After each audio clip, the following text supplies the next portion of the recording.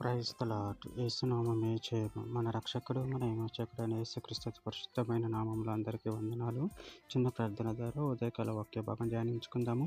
పరిశుద్ధుడ మహాగణుడైన దేవ యేసయ్య, సర్వాధికారినైనా మీకు వేలాది వందనములు, కృతజ్ఞత, స్తుతి, స్తోత్రం చెల్లించుకుంటాను దేవ ఉదయకాలం ప్రభు వాక్య భాగం ధ్యానిస్తుండగా వాక్య భాగం మాకు అర్థమవుట్లు సహాయం చేసి మీ కృపలో బలపరిచి మీకు మాదిరిగా మమ్మల్ని నడిపించమని చిన్న ప్రార్థన యేసునామములో అడిగి వేడుకుంటున్నాను తండ్రి. Amen amen. హెబ్రీయులకు రాసిన పత్రిక 12వ అధ్యాయం 10వ వచనము. వారు కొన్ని దినముల మట్టుకే తమకిష్టం వచ్చినట్టు మనల్ని శిక్షించిరి గాని మనము తన పరిశుద్ధతలో పాలు పొందవాలని మన మేలు కొరకు ఆయన శిక్షించుచున్నాడు. ఆమె దేవుడి వాక్య భాగం దీవించును గాక.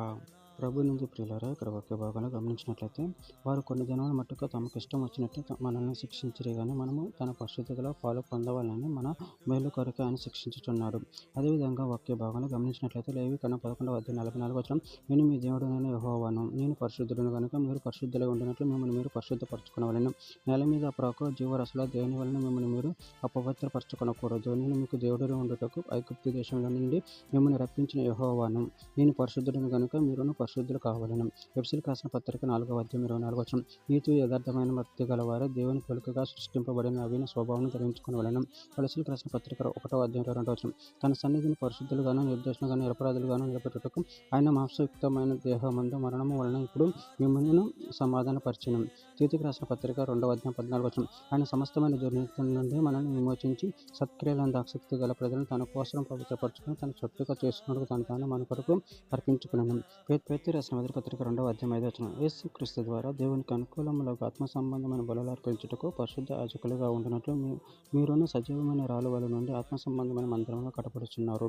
యోబు గ్రంథం 37వ అధ్యాయం 23వ వచనం, సర్వశక్తుడగు దేవుడు మహాత్మ్యము గలవాడు, ఆయన మనకు అగోచరుడు, ఆయమును నీతిని ఆయన ఏమాత్రము చెరపడు, అందువలన నరులు ఆయన యందు భయభక్తులు కలిగి ఉందురు. లూకా సువార్త 11వ అధ్యాయం 13వ వచనం, పరలోకమందున్న మీ తండ్రి తను అడుగు వారికి పరిశుద్ధాత్మను ఎంతో నిత్యముగా అనుగ్రహించినను. హెబ్రీయులకు రాసిన పత్రిక 3వ అధ్యాయం 14వ వచనం, పాపం వలన కలుగు భ్రమచేత మీలో ఎవడును కఠినపరచబడకుండానట్లు నేడు అనుబడు సమయం ఉండగానే ప్రతి దినమును ఒకరికొకడు బుద్ధి చెప్పుకొనుడి. చివరిగా ఒక మాట, హెబ్రీయులకు రాసిన పత్రిక 12వ అధ్యాయం 14వ వచనం, అందరితో సమాధానం పరిశుద్ధత కలిగి ఉండటకు ప్రయత్నించుడి, పరిశుద్ధత లేకుండా ఎవడును ప్రభువును చూడడు. ఆమె దేవుని వాక్యం దీవించుగాక. చిన్న ప్రార్థన చేసుకుందాము. పరిశుద్ధుడ ప్రేమగల దేవసేన, నేను మీరు ఇచ్చిన ఒక్క దినాన్ని బట్టి ప్రభావం కృతజ్ఞతలు అంటే నేను మీ పరిశుద్ధత కలిగి జీవించే వారు శక్తి వల్ల అనుగ్రహించి మీ ప్రేమ కృప మమ్మల్ని బలపరిచి స్థిరపరిచి మీకు మాదిరి మమ్మల్ని నడిపించమని చిన్న ప్రార్థన ప్రభావ యేసుక్రీస్తు పరిశుద్ధమైన నామములో అడిగి వేడుకుంటున్నాను తండ్రి. Amen amen amen.